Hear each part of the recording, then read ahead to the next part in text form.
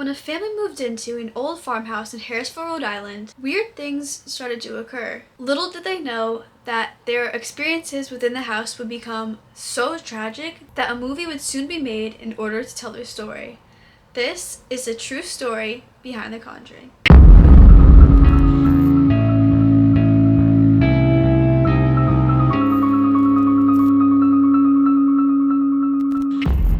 Hey guys, welcome back to my channel. My name's Ashley and today I'm going to be telling you guys the true story behind The Conjuring. I absolutely love the Conjuring movies. I've been really liking telling you guys the true stories behind them, and it's been really interesting to see what the actual cases are about. Yet again, it is a Hollywood movie. However, this one's a little bit different, so there are things that are added in that are obviously not true to the story. However, according to Lorraine Warren, this movie is very similar to the actual experiences that the Perron family, went through. This is pretty accurate, and unlike The Conjuring 3, this is primarily based on a haunting, and it's pretty crazy because unlike other horror movies, not everything is in the movie that they experienced, because believe it or not, the Perron family's experience in the home was much scarier than the movie, in that it was so scary that they aren't actually able to put everything that happened to them inside the movie. So I am here today to tell you guys the actual story behind The Conjuring. So without further ado, let's get into the video. When you give recognition, when you go into a place where haunting phenomena is going on and you give it recognition, you give it energy.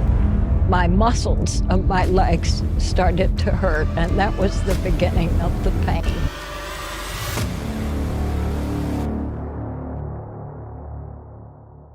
There are 7 members within the Perron family. There's the mother, Carolyn Perron, the father, Roger Perron, and their 5 children, Andrea, Nancy, Christine, Cindy, and April. So in 1970, Carolyn Perron saw an ad in the paper for this specific home, and this home is known as the Arnold Estate.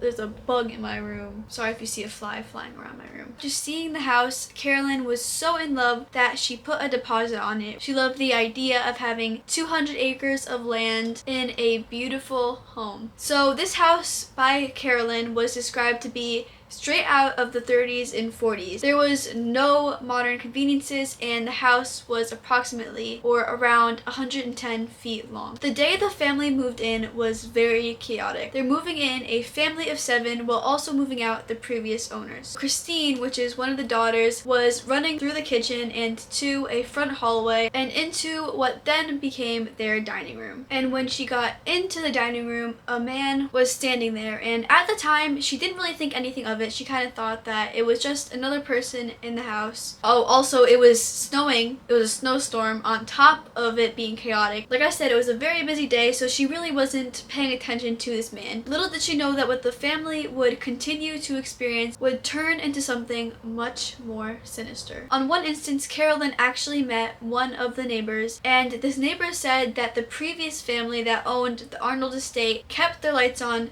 24/7, all day and all night. She found this very odd. However, her suspicions were confirmed when another person told her that for the sake of the children, keep the lights on. Carolyn claimed, and I quote, "My muscles on my legs started to hurt, and that was the beginning of the pain. It started with brooms going missing and odd scraping sounds. However, that was just the beginning." Along with not only physical pain, the house had caused for Carolyn to experience severe depression due to fear for not only herself, but for her family as well. The family soon started to absorb the negative energy within the home. They heard the sad weeping of children throughout a window, specifically this middle metal window. It literally sounded as if the child was yelling out the window. As weeks went by, the family's experiences became much, much worse. Birds would fly into the windows. You heard that right. Birds would fly into their window. The clocks would stop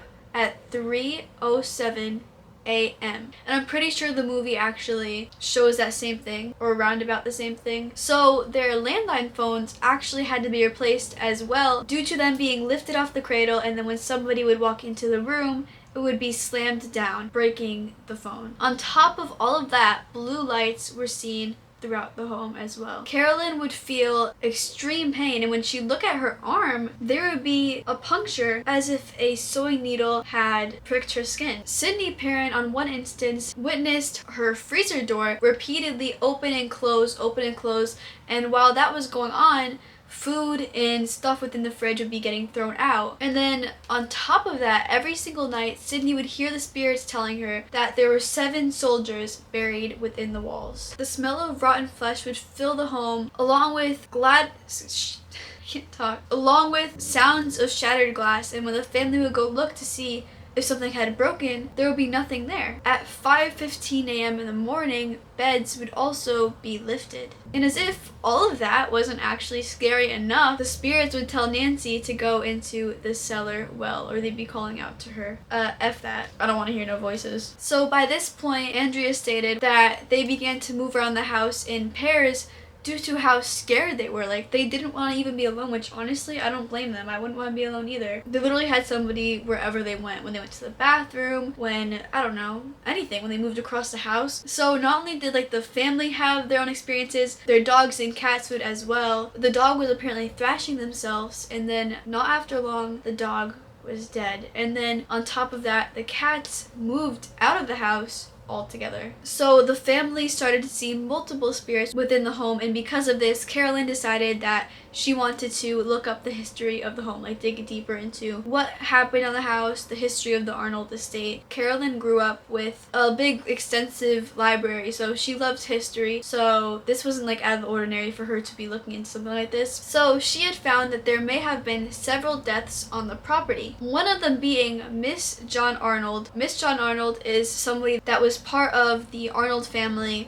hence the name Arnold Estate, and it is claimed that she had hung herself in the barn at the age of 93. And then after even more digging, she came across the infamous name of, you probably know or heard of this name if you've seen the movie, Bathsheba Sherman. So on one instance, Carolyn actually woke up to the smell of smoke in her bedroom, and there she was. There was Bathsheba when she opened her eyes. Carolyn states that she saw Bathsheba, and before Bathsheba left, she said, and I quote, "Next time we meet, ye too be dead." So now this is a little bit of history on Bathsheba Sherman. She was born in Thayer, Rhode Island in the year 1812. She married fellow Rhode Islander Judson Sherman, and they also had a son. It is actually possible that the couple had 3 other children as well. However, it is said that they all died before the age of 7, but there are actually no census records to confirm these reports. Also, the townsfolk believed that Bathsheba Sherman was a practicing witch.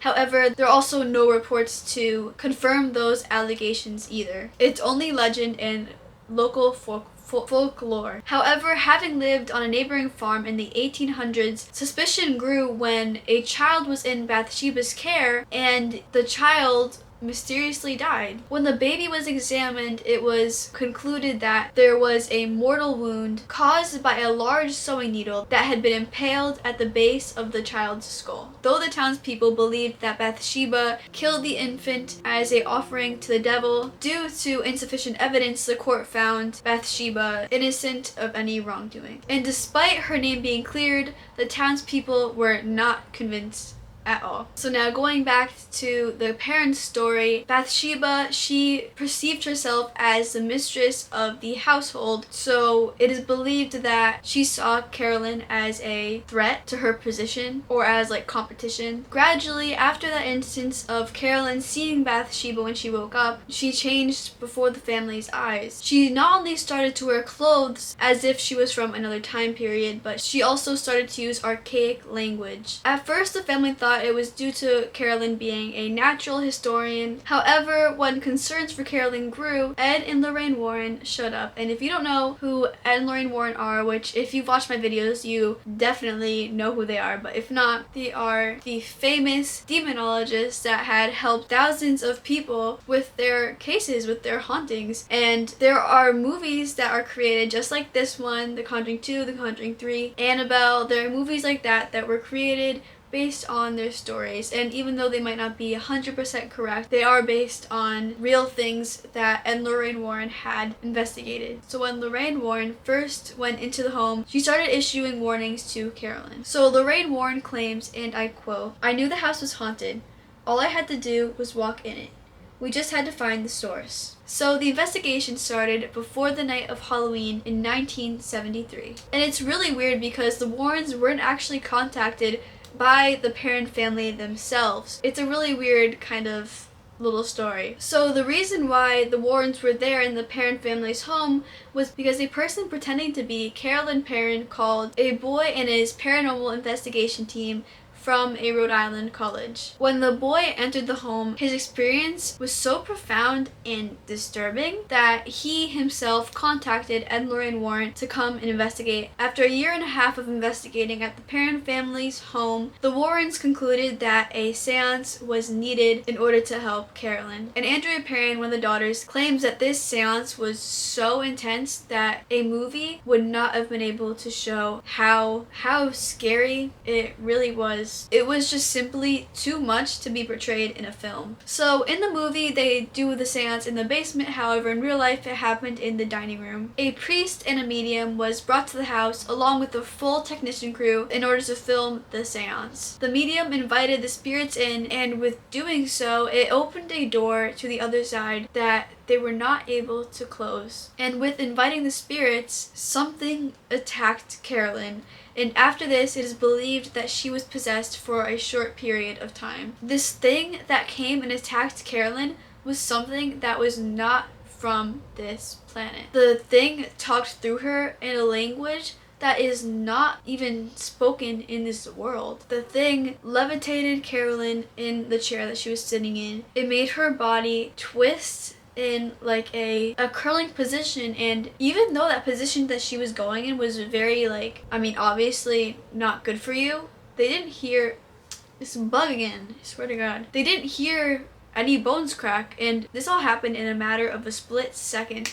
And like that, she was thrown 20 feet across the room. After this, Roger, Carolyn's husband, told the Warrens to get out of their house. They told them to take everything with them because of the trauma that they had put his wife through, and he did not want the Warrens to do any more investigations after this point. The spirits were quiet for several months. However, Carolyn was still wasting away. And due to financial instability, the family was not able to move out of the home. Even though they were scared, they couldn't leave. And after 10 long years of living within this dark, evil house, they were finally able to leave. And they were able to leave in the year 1980. And even though they left the home, there were still lasting effects. They thought that by moving out of this home, the spirits and everything would just stay back at the Arnold estate. However, the events that happened had caused for a lot of tension within the family. Carolyn and Roger eventually got divorced because Roger felt like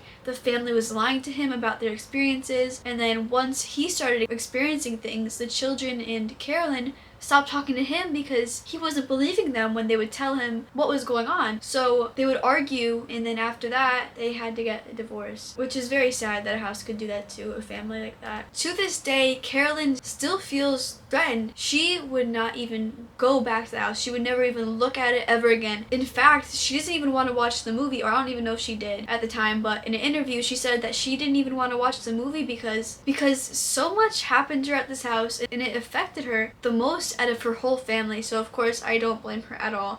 And this whole family, Perron family, all got attachments in one way or another to the house, in either a good or a bad way. Andrea Perron actually got a good connection to the house. She somehow absolutely loves it, and she to this day still visits, and she was upset when she wasn't able to visit for a short period of time because after they moved, I don't know how many people lived in there after them, but there was one family that didn't want her there. I'm not really sure if they stopped having investigations there or whatever it was, but it was something, and she was upset that she couldn't go there for that short period of time. She loves the house, which I'm kind of surprised you could love a house like that. And when the film eventually came out, it was so intense. Mind you, it doesn't even involve like everything that happened to this family, even with what it had. And they wanted to make it a PG-13 film, however, the film was just too scary. Thank you guys so much for watching this video. I hope you liked it. Be sure to like and subscribe to my channel. Also be sure to comment down below if you guys would like to see more videos like this, and if I should go to the Conjuring house. After hearing the story, do you think it would be too scary? Do you think it would be an interesting video? Let me know in the comments. Anyways, I hope you guys have an amazing day, and I'll see you in my next video. Bye!